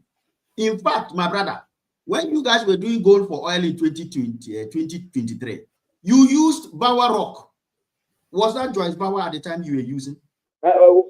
Is it we were doing that? When you were doing your gold for oil program, Bower Rock has been part of the gold trading scheme in Ghana since 2015. They've renewed their license every year under the then PMMC, which is now Gold Board. And when you were doing your gold for oil program, you used the same Bower Rock. So Bower Rock did not just spring out of the rocks yesterday or this year or last year. It has been there over the last 10 years, 2014, 15. It has been renewing its licenses, and you renewed its license in 2018. You renewed him, you used him in 2023 for gold for oil. You see the gold for oil one that I was just talking about, and I'll come to the IMF thing you talked about. The one that IMF said you made $128 million losses for 2024 alone. We have not even talked about 2025, 2023. Bower Rock was part of the gold trading businesses that you were using and the gold for oil. So it's nothing new. Some people didn't bring them out of anywhere. So let's settle that. On the IMF report, I never criticized the IMF report. What I said is this, my brother. If you go to that same IMF report, the one, and you go and look at paragraph 36, right? And you look at the second, the paragraph 36, you go to page 23 of that, at the top of it. The last two sentences are as follows, and I read them. The first one said that the now discontinued gold for oil component generated 128 million losses in 2024 under MPP. I didn't hear Kojo Upon Nkrumah talk about it. You kept quiet about it. That is deceptive. Then the next sentence is now talking about the gold for reserves program. And it says we have made $240 million losses. So if you have made $128 million loss and you destroy the economy and sent it off into injury time, why will you complain if somebody has, even let's say on argument, made $214 million losses and has sent the economy into the best shape, giving your city the best performance globally this well, and so on and so forth? The point I was making was the duplicity and pretending to ignore your $128 million in generated gold losses and then focusing on another one, 214. But here is the point I'm trying to make here. This report is talking about Bank of Ghana. It's telling you the gold for oil program, my brother, is a Bank of Ghana program. A lie. The gold for reserves is also a Bank of Ghana program. None of this is Gold Board. Unless if you tell me the gold for oil program, gold for reserves, is Sami JP's Gold Board program. That means you are also telling me that the gold for oil program was PMMC and not Addison and Baumia idea. So the point we make is PMMC then is now what we call Gold Board, which we restructured. This is a trading arm of gold. Just as Gold Board would do what PMMC was doing. They are not responsible for the monetary policies of gold for oil or gold for reserves. Only central bank can do that. So you can't even say gold for oil. It is not a financial or a fiscal policy tool. It is a monetary policy tool by the Bank of Ghana. So if there are issues with it, let's discuss it in the context of Bank of Ghana. That was my point. And Bank of Ghana has said, listen, their books have not been audited. So how do you know what they've lost? I'm an auditor. You don't tell somebody that, yes, it's good that Uncle Kid has called for the auditors. It's good you've called for the auditors. And that is the right thing to do. Let's wait, let the auditors come in. Let them tell us this is the substantiated loss. And this is the attribution of that loss. Then we can discuss and say, how do we get our central bank program? Because gold for oil made losses, no benefit. Gold for reserves is making some losses, even though with benefits. How do we keep the benefits without allowing the losses to creep up to the stage where they will lead us back to giving people haircuts? Because if you make too many losses, you whittle away your capital. That is the point I'm making. I'm not disputing IMF. I'm only saying IMF is talking about Bank of Ghana. Now, if you want to talk about Gold Board as the trading arm Gold Board, as we speak, Gold Board has not collected money from anybody, gone to buy gold and resold gold. It has been playing an intermediary role. If you look at the Bank of Ghana, the report from IMF, it attributes that 214 million loss to two things. Transaction trading losses with these artisanal and small-scale miners. And that is where my brother says that we may be buying gold from Galamsey small-scale miners. Potentially, yes. That is why Gold Board has set up the gold traceability program, Uncle Kit. Because at this stage, we don't know whether who we are buying from is a legal or illegal miner. Steps have been taken to ensure that the gold buyers don't buy from what? Illegal miners. However, the best way Gold Board can certify that is by implementing what? The traceability program. So that if we trace the gold you just brought us as a buyer for us to aggregate to a Galamsey place, we'll strike you, the buyer, off the list of licensed buyers from Gold Board. So that is a risk, Uncle Kate, and Gold Board is working on it. Fantastic. But back to my point, my brother. What I am saying is that the 240 million loss is supposedly an unaudited loss at Bank of Ghana. How do we resolve that? Let Bank of Ghana tell you these were the objectives of the Gold for Reserves program. These are the attributable costs.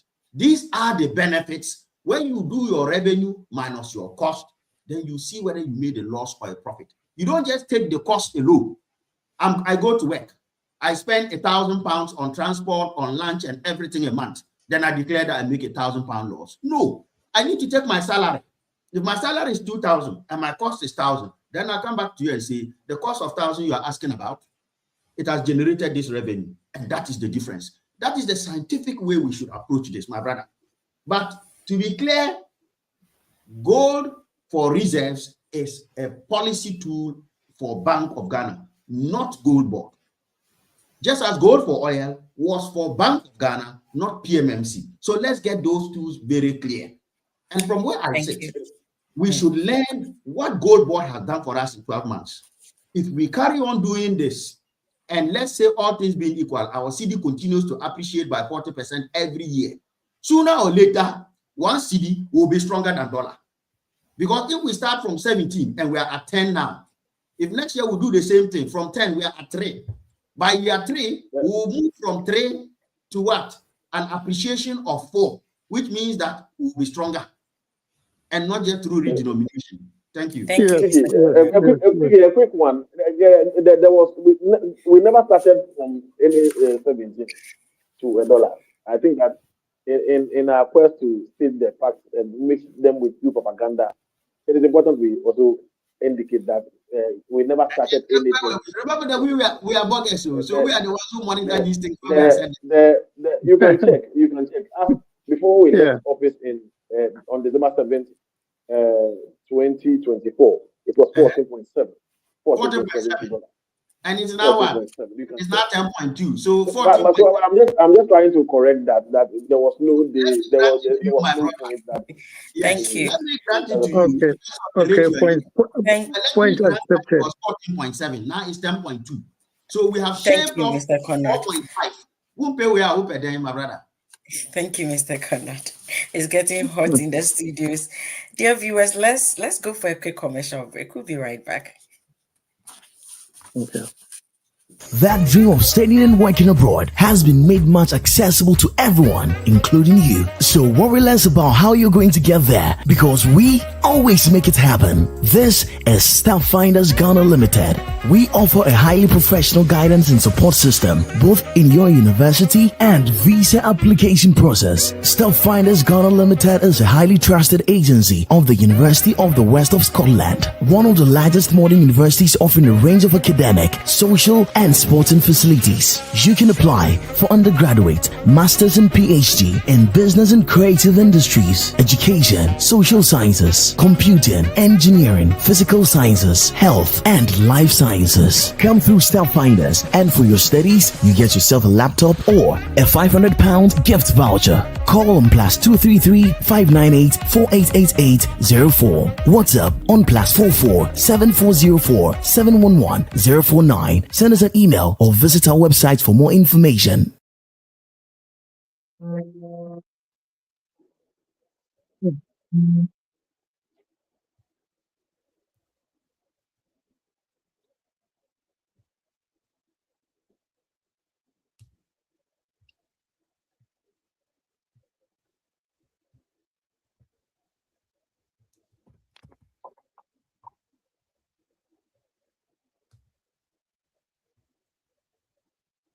I think the sound is not coming. I don't know if we are still. Yeah, I think the host is on mute. Oh, okay. Yeah, okay. She's on mute. Hello. Yes. Yeah, we can hear you. Oh, yeah. Can hear you. Thank you. Mr. Kit, I want to start with you on this one. In the history of Ghana for 33 years, in the Fourth Republic, Yes. Ghana has been freed from IMF or is on its way to exit the IMF program. What do you think will be the projection for the 2026-2027 budget that was approved by Parliament?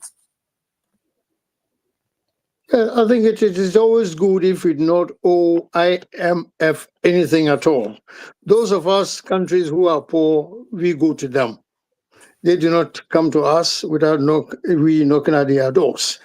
I think the most important thing that we expect is that this government and, of course, all future Ghana governments will perform better, much, much better than ever before, in order to move us away from IMF, because we are in the throes or in the hands of the IMF, and we can never do anything without their involvement. If you look at the situation of Venezuela and USA, it tells us a lot of things. USA has been a superpower over Venezuela. That's why they could go there anytime and pick up their president. They see their president. So IMF will not play with them. Otherwise, in future, they can even mortgage the whole Ghana. They can seize and sell Ghana because we owe them. We don't want to be going to them all the time. We must show progress because we have been independent for God knows over 60 years. And we are begging IMF for money. It means there's something wrong.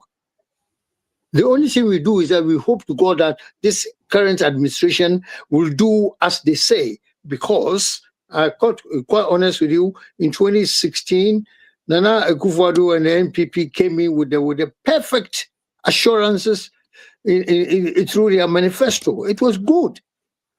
That's why they won. And that's why we gave them a second chance to go for 8 years, and we have seen the results that has come out. You were talking about tap credit to Paga railway lines.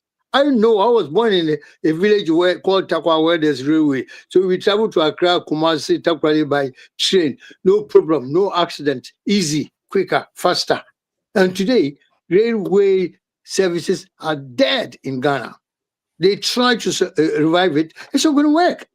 But those who planted the railway were the Gudgisberg, the Englishman, the British colonialists. They plant the railway system we use in Ghana now, from Accra to Takrady to Kumasi. You know, all the villages alongside. Everybody was benefiting from that. And we expected that in 2025 to 2026 now, Ghana, the whole place, the whole of the northern regions, eastern region, Volta region, we should, even up to Axim area and all that, we should have had railway train services. We study economics, we understand it. Some of us prefer not to remember it at all. When you're doing applied economics, it tells you in those days, cows in the United Kingdom, from Wales to London, they got rotten. If I say cow, I mean meat from cow. It's in that part of the world, in Wales, where a lot of meat was there. So we kill these things, and they ship it into London or by road and all that. 50% of the meat get rotten before they come to they reach London. And what did they do? They introduced container refrigerator containers, where when they got the meat, they put it in the fridge on the train to travel to London, so that they supply the people of the Greater London, you know. And this is how they began, and they are going ahead. The reason I'm saying this is that most of every Ghanaian who has done real economics, not basic, but applied economics, will understand that. And I believe we've got most of them in the Ghana government today and yesterday and years ago. We do not seem to put that into practice. That's why we are where we are. Otherwise, Ghana should have been one of the best places in the world. You know, we could have come to the level of the I don't want to say civilized, but updated world, if like the Europeans. So that's a good question you've asked me. I'm sorry, the answer I've given you to you is very short, but in future I can give about 5 pages of answer because Thank that's you so important much. question. Thank you Thank you. very much. Thank you. John, can I come to you on this? What's your response? In the first, the first year of the NDC, we're talking about 33 years down the line, and a Ghanaian citizen can boast that I'm not owing any debt with the IMF. And then we see the 2026-2027 budget. So what is your projection of the economy for this year and next year? Right. Thank you. As it has always been, Ghana has always been with the IMF, as Uncle Kit rightly said. It is always the poor countries, unfortunately, we find ourselves in one. And when I say poor, relatively, that will find themselves going to the IMF. And we've been with the IMF for a very long time, getting various supports, okay, to run various programs in Ghana. The IMF has been of great support to Ghana. But if we look at what we are faced with as part of the conditionalities that the IMF brings, sometimes it affects us adversely, where sometimes we have to freeze employment for a year or up to the end of a certain program. And I think that the NDC, the last tenure of the NDC, we had a situation where the government was forced to freeze employment under the IMF program, which created a lot of mess, okay, in the country. And the NDC has indicated that they will not be going to the IMF. But as I always say, it is early this year for us to conclude. We are just into the first year of the NDC government, and it will be a comment in a rush or a rash decision to say that in the 4 years of the NDC, they will not be good. It is not a prayer that But they will go to the shouldn't IMF. Ghanaians be happy? Shouldn't Ghanaians be happy, or shouldn't you be happy that at least you are not owing anyone? You can manage your resources. No. You see, if we look at the various tariffs that are mostly imposed on Ghanaians, the tariffs that are mostly imposed on Ghanaians, mostly as a result of some of these IMF debts that we have to service. Okay, we have to service some of these debts. So the country must find a way of generating enough revenue to service some of these debts. That's why we have a situation where we mostly go to the IMF. But so if you are not going to the IMF, I think that every Ghanaian should be happy. But the question is whether we can trust the NDC to the end of their tenure that they will not be visiting the IMF. Is also something that we will be looking at, because we've had, as I said earlier, we've had the President John campaign based on deceit to the public. Because if you look at August 2025, where he even indicated explicitly that he has banned post-retirement contract extensions for various public sector workers. We are having a situation whereby he's extending that for the current IGP, who is supposed to be on retirement now. So every Ghanaian must be happy that we will not be going to the IMF in the shortest possible time, because some of the conditionalities that they bring are very dire. So we should all be happy, but let's hope that some of these things continue for us to see how this will end. That is the short one I can say. Thank you very much. Thank you. Conrad. Thank you very much, Kikie. Yes. What do you have to say? When President Mahama made those aspirational comments as part of his New Year's address to the nation, it rhymed with me perfectly well. And if you listen to his speech, he was clear. There are 3 reasons why we have run back into the arms of the IMF. 1 was runaway inflation. 2 was the CD dancing Balugu. And 3 was a complete erosion of all our fiscal buffers. In other words, we had no reserves. Fiscal, I'm not talking about monetary ones. We couldn't pay our debt. That's a simple term to use. If you look at the situation we are in now and the precursor to us going to the IMF in 2023, you will understand why he made those comments and why we have to use that as a lesson. This must be our moment where we say never again. At the time we were arguing to go to IMF, not to go to IMF, and the then finance minister was arguing about Tobias and Sambalat and co in late 2022, our debt to GDP was 102%. Debt to GDP means how much debt do I owe? How many assets do I have? If I have 100 CD in my pocket, but I have 50 CDs of debt, it means that it's not a problem, because from the 100 CD I have as my GDP, my assets, if I have to settle account today, I can take 50 from that and pay off the 50 CD and I'll still be fine.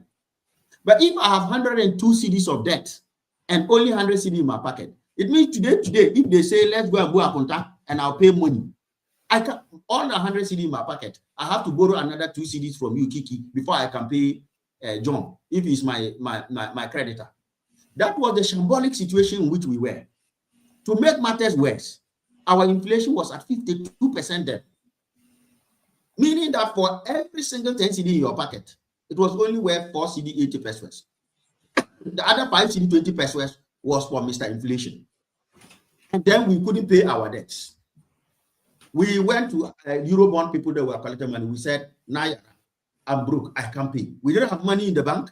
Inflation was runaway inflation. And the debt that was hanging on our neck was 2% higher than our total assets as a country put together. This is the kind of basket case that we have no other option than to go to IMF and say, I surrender to you. Today, as we speak, that debt to GDP, that was 102, is down to 45%. And this as of June. We've not even done a revised one. It will even come lower for many good reasons, but for positive economic management. Bear in mind, we were under the same IMF program for over a year and a half under the NPP. The debt to GDP didn't come down any better. It only came to about 70% when they were leaving. So we have improved. And look, in debt to GDP, when you're a developed country, your ideal should be about 60%. We have outliers like Japan and US, but that's because the US, for example, is the world's bank technically. So everybody goes for dollar. So as long as they are reserve currency, they can get away with it. But when you start breaching 60% as a developed country, you are in trouble. When you are a developing country like ours, the benchmark is 40%. So all things being equal, if the benchmark was 40%, we multiplied it by 2 to 80, added another 20 to 8, and added 2 as Jara to get to 102. Today, we're at 45%, which is closer to the benchmark. We have enough money to pay. The finance minister just paid off the last $750 million of Eurobond. That goes back to the days of President Kufuor, when President Kufuor took, remember the $750 million, the first time went to Eurobond. We have been able to marshal enough resources to pay. So the 3 reasons that took us to IMF are technically no longer in existence. We are solvent enough to pay our debts. We have got enough, inflation is down to single digit 6%, and our debt to GDP is down to 45%. That aspiration, I run with what President Mahama says, because we can't carry on going to IMF. We only go to IMF when we agree that we have messed ourselves up. And we all agreed Okoriata and the MPP messed us up. Now that we have found our mojo back, now that through local policies, homegrown policies, our own gold bond, that Zambia and other countries are coming to learn from, we have discovered the path. We have discovered the road to salvation. Let's keep the fiscal discipline. Let's keep gold bond so that we continue to increase our reserves. Let's make sure we channel our gold resources into working for the economy as it's currently doing. Let's keep fiscal discipline as Atupo is. You remember last year, 2025, my brothers were complaining that Atu is not spending. It is that spending that got us bankrupt and got us to 102%. We want a finance minister like Atu who only spends when he needs to, not when he wants his cuts. That is the kind of finance, and we carry on with this prudent economic management. Fiscal consolidation, which is what the IMF is praising us for. Prudent monetary policies like the Bank of Ghana is engaging in gold for reserves, which is turning around the economy. With proper fiscal and monetary policies working together, I'm telling you, we don't need the IMF. The UK was in the arms of the IMF in the 70s. They made a decision never again. what President Mahama is doing, if we carry on like this for 4 years, which I know we will, President Mahama is leaving a legacy. We have changed. All I see John is smiling because you are in the year of legacies. You are in the era of legacies. All the metrics you are seeing now are unprecedented. We've never had this fast rate of de-inflationary pressure in our history. Since 40 years, we've not had this amount of CD appreciation. If we carry on like this, why will we need IMF? We are paying our debts. Inflation is not very high. For the first time, food prices are actually coming down. In fact, President Mahama has surprised most of us as NDC. We knew he was going to stabilize the economy. Little did we know that the man was going to make a mockery of what you call stability. He was going to overstabilize and make Ghana what Ghana should be. This is the proper resetting. And I see John is smiling. If President Mahama was an MPP man, John would have been wearing a tiara and a crown and celebrating now. Great for Ghana. This is some of the propaganda we keep talking about. I mean, definitely some of these shots will come in. But, you see, so okay. I tell you, carry on wearing white. When you go to church, pray for John Mahama. Pray that this economic miracle carries on, so that we will be the next Singapore, the next Malaysia, the next Taiwan, the next Japan, the next China in this country. But we are on the right track. And I know my brother John agrees. Thank you. As we wrap up, let me go around just one round before we wrap up. Let me John, I'm coming to you. Okay. Yes. Kikie, I said this from the beginning, and that it has never been the prayer of any Ghanaian that the country should fail. And whether you are NDC or MPP, we wake up every morning praying that at least things should go well. Because when things fail, it doesn't only affect people in the NDC or people in the MPP. It affects every Ghanaian. Are you applauding the NDC? No, I'm making a point. Let me make my point. So issues of fuel prices, issues of food prices, and all that affects every Ghanaian. So it has never been the prayer of anyone that we should wake up and then we should see the country fail. Yes, but having said that, we can only wish John Mahama and the NDC well, right? We can only wish John Mahama and the NDC well that in the coming year, Ghanaians are still expecting that the 24-hour economy will be rolled out, where we have one job, 3 shifts, and all that. Ghanaians are also expecting that food prices will come down. Ghanaians are expecting that they will end Galamsey as they have said in the 2024 manifesto, and as has been publicly mentioned by the likes of Samidi, Sam George, among others. Ghanaians are also expecting that the confidence. That's why I told Comrade that if we have about 57.06% of Ghanaians voting for John Mahama, and Comrade is sitting here telling us and telling our viewers that 56% of Ghanaians are confident in the NDC's government so far, I think that is something that he should be worried about. He, as an NDC chairman, should be worried about that. What happened to the 1.06%? Have they lost hope in the NDC? And I think that the issues of Galamsey and other issues can account for some of these things. So we wish the NDC well. And I think that I am very happy for this conversation. And I subsequently, Comrade, we will have a very deep conversation. That's I can assure right. you that. I was about to ask you what advice do you have for this government, but it looks like you've answered me and you've answered our viewers. So let me go straight to Mr. Kit. Mr. Kit, what advice do you have for this government? Well, thank you. I advise the Ghana government to be consistent and persistent on achieving the aims and objectives they set out to be implementing. They clear 1 year, 3 more years. So, His Excellency, I pray that he get the strength and the team. He cannot do it on his own.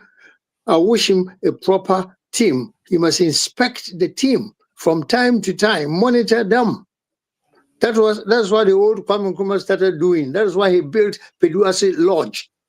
That's why on every New Year's Day, I remember Nkrumah was at University of Ghana with a chalk. In those days was a blackboard, a chalk in his hand, lecturing his own ministers, and that was beautiful. That was not that just teaching them; he was really communicating to them in two ways. It was beautiful. We want Mr. Mahama at this stage. He's acting impressively, and I wish he goes on from better and better until the next 3 years before MPP is starting their flag bearership race at the end of this month. If I was MPP, I would postpone it to two more years, because we still remember how badly, honestly, they served us for 8 consecutive years. Unfortunately, I'm saying that, my brother, I'm saying that to make you, to encourage you, because the roads in Ghana are still very poor. The roads in Ghana are still, even southern region. What about the northern region? Forget about the northern region. I'm saying, if I say forget, we don't think about northern region at all. We do not. Even Accra, we are struggling in Accra and Kumasi. How about Tamale, Bogatanga, and it's sad, and Kulungugu? This is what I'm thinking about. I want development even to start from the top down. Then we shall all be happy as brothers and sisters, Ghanaians. So I wish Mr. Mahama very well and his team. And even I pray that the MPP supports them. We all have to support Mr. We are supporting. You have to help us, because it is the same Ghana. They are the same thing. So please, I hope to God is listening to our prayers, and we wish him the best. We can only wish him the best. And after that, my brother John, let we also come in. Nkrumah's children, CPP, PPP, and the rest. Let us also pray for us also to come in before NPP will come in, maybe in the next 25 years. Then will be a happy place. Because we started Ghana. Nkrumah started Ghana, nobody else. So that's why I'm saying so. Thank you. Thank you, Uncle John. Initially, NDC will say that MPP wait for 2048. But you see, my brother Kikie also said you should wait for 25 years. So if we add 25 to 2025, it means you are now going to 2050. Yes, then everything will be fine. Everything be fine. But seriously, Uncle John, look, we are working hard. President Mahama has heard you. His work in guaranteeing itself, speaks for itself. There have been forget about the third-term agenda and focus on the work. Forget about the third-term agenda and focus on the account. We are working, and that's why. Let me give you another one. If you go to Joy FM, you see Global Info Analytics. 47% of Ghanaians have said that the situation with Galamsey has improved. Only 10% say it's worse. And by the way, when you do your analysis, when I said 56% of Ghanaians are saying that their livelihood, the economic condition has improved in the last 12 months. So from December 2024 to December 2025, they're telling you 56%. And that is correct. That is 56% of the entire 34 million Ghanaians, not the 12 million that are on the electoral register.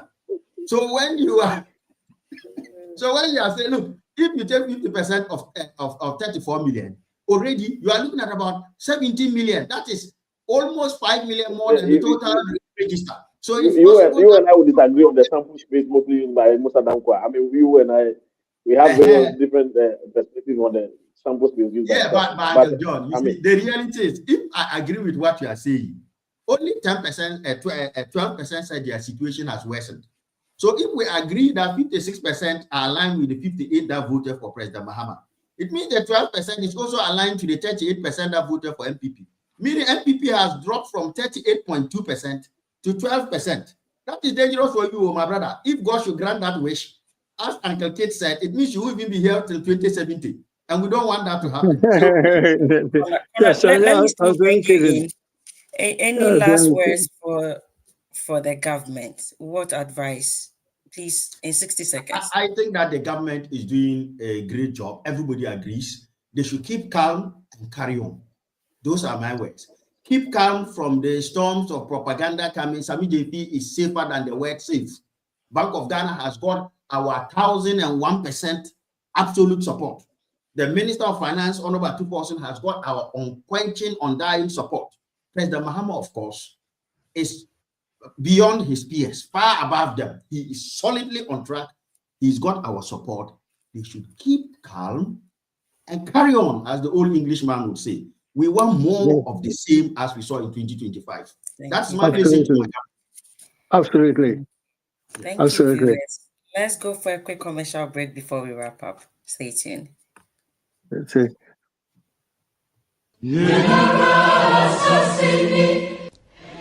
Hello, fellow Ghanaians. This is High Commissioner Mrs. Sabazita Benson, High Commissioner to the UK and Ireland. I just want to wish all Ghanaians a happy new year, especially Ghanaians living in the UK and Ireland, and everyone else living in our host country, happy new year. Last year was very successful for us as a mission. We deepened bilateral relations with the UK. We also deepened relations with the diaspora here in the UK through various means, through church visitations, through market outreach, through our own programs that we organized, for instance, like the first ever Christmas carols that we organized at the Church of Pentecost.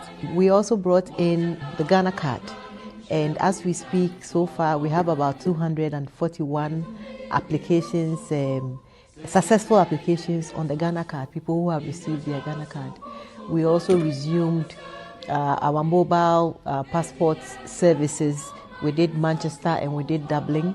The first quarter we'll be doing Birmingham. So we are looking forward to greater things in 2026. We are calling on everyone to collaborate with us, to work deeply with us.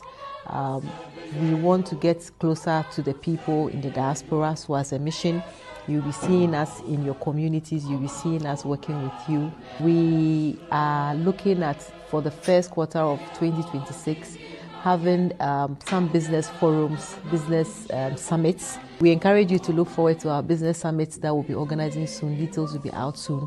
So if you're interested in doing business in Ghana as a diasporan or as a business person, when the details come out, you can join us. I also encourage all Ghanaians to register on our website. We want to have a proper database of Ghanaians living in the UK and in Ireland, so that we will be able to know who is who and who is where, just in case of an emergency. So please go online and do register on our website as a Ghanaian. I wish you all a very happy new year, blessed new year. May 2026 be better for all of us. And as a mission, you can definitely count on us. Thank you. Happy New Year.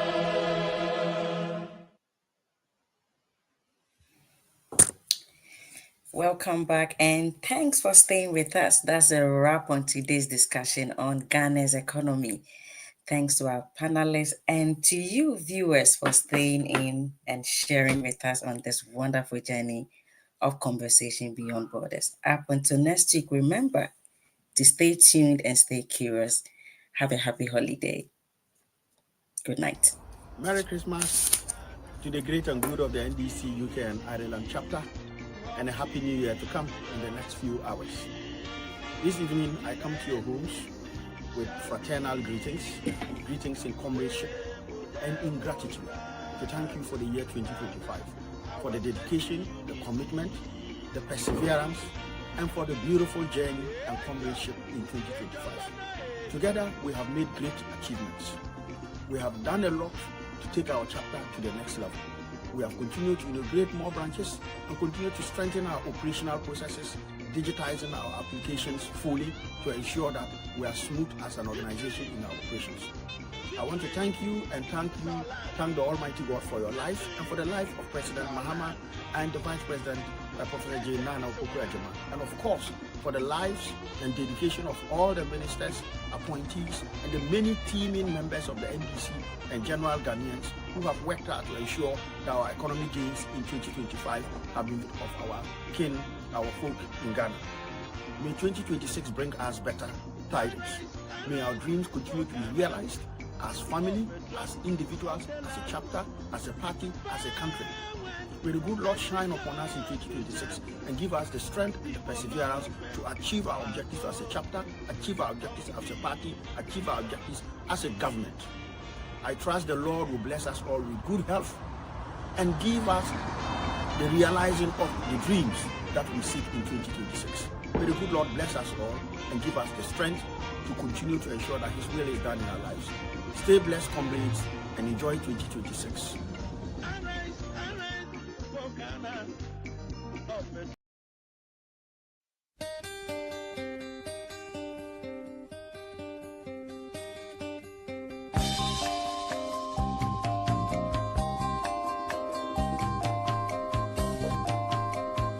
You've been